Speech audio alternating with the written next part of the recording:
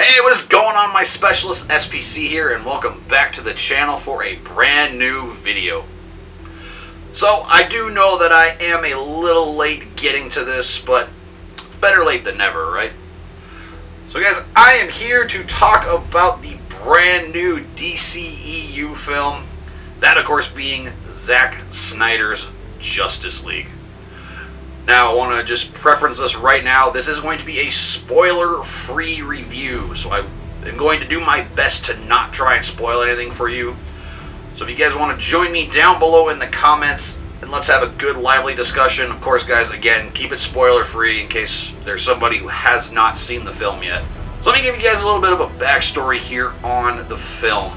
So, back in 2017, Zack Snyder filmed about a good, I believe it's 90% of the film. If anybody knows the correct one, please go down in the comments and let me know. But Zack Snyder did film a vast majority of the film, and unfortunately, due to a tragedy within his family, he was forced to step away from the film, thus WB giving the rights and the director's chair to Joss Whedon, thus of course giving us the theatrical version of the film that came out in November of 2017. And it was not met with very good reviews. I'm going to be one of the very few people who actually liked the film for what we got. You can definitely tell, though, that it was not a complete film, a complete story.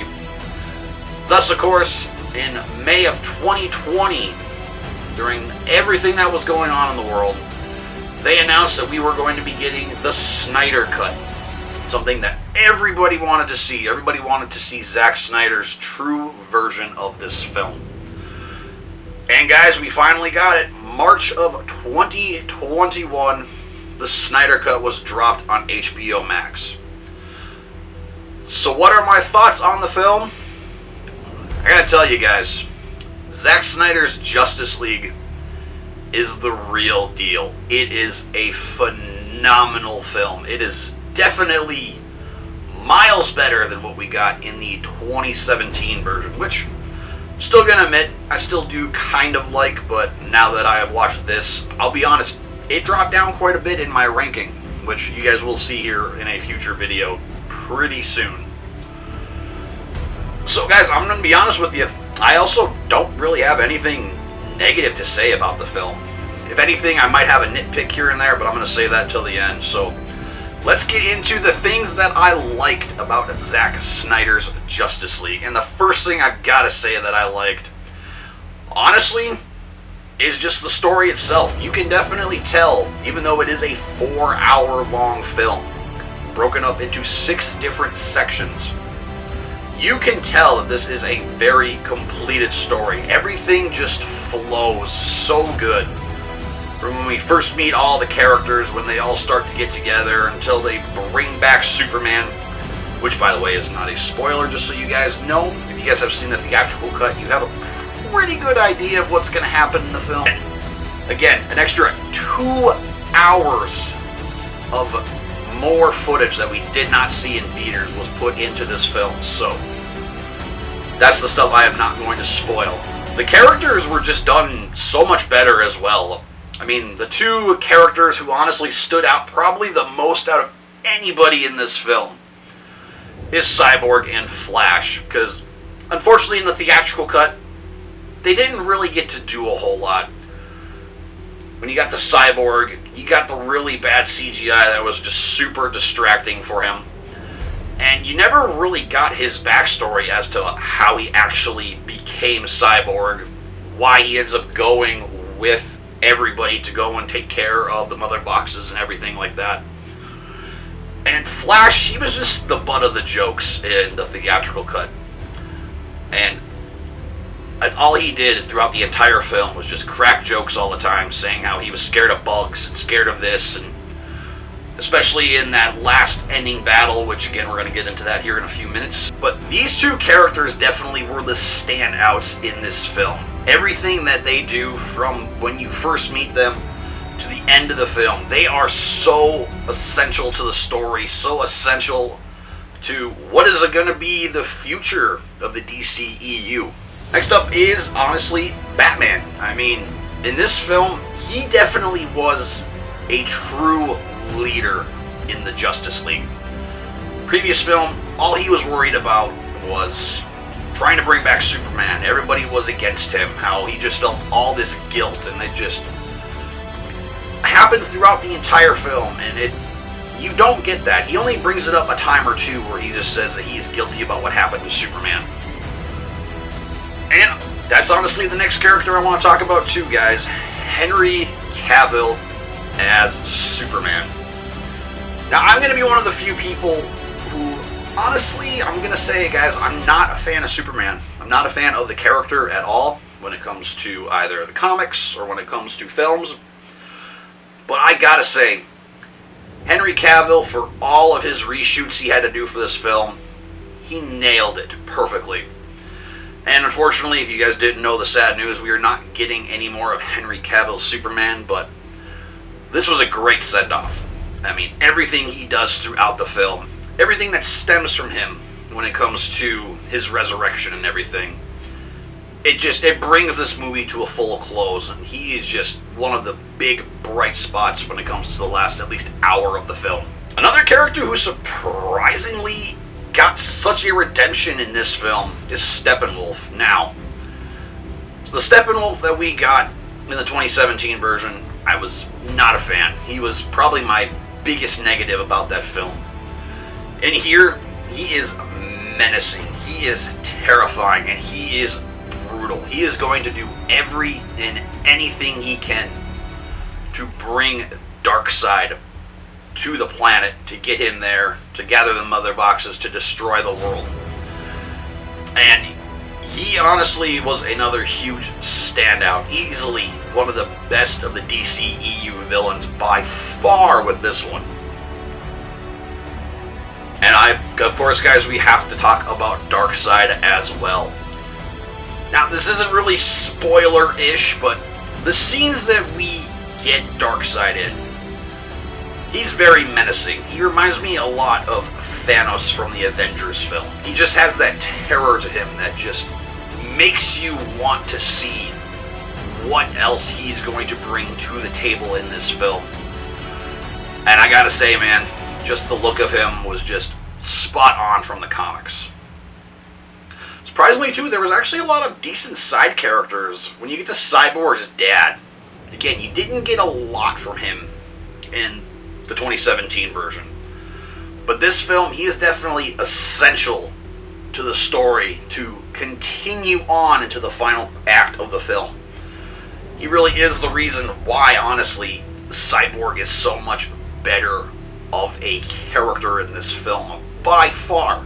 Even Lois Lane, too. Lois actually wasn't in the film all too much, but she did play a couple of key roles that really led, obviously, of course, to Superman with his resurrection and everything else like that. And another surprising thing, too, guys, I know for a lot of people, the biggest negative when it comes to this film for a lot of people is that 4-hour-long mark. I'm going to be honest with you, it did not bother me at all. I really, honestly, went through this film and I sped through it, and I didn't even realize 4 hours passed. There was only one part of the film where I had to pause for just a little bit of a break, and I think I was still about a good 3 hours into the film.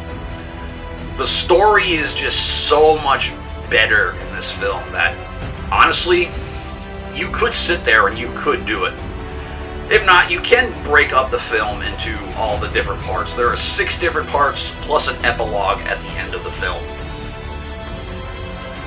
So it's kind of your prerogative what you want to do. If you want to sit through the 4 hours, if you just want to cut it up into certain pieces, if you just want to watch half of the movie and call it good, do it another day, that's fine. And I also want to throw this out, and a lot of people told me about this, and I highly agree, because if you guys liked Dawn of Justice, which I'm going to now say it was my favorite DCEU film, you are going to love the Snyder Cut. Because it just flows so good into it. Granted, the beginning part you do see, the end of BVS, but it's a good kind of catch-up, because we didn't get that in the theatrical cut, which unfortunately was pretty sad, but I like just how it flowed right from BVS straight into the Snyder Cut. And just so many of the scenes that we got were just done so much better.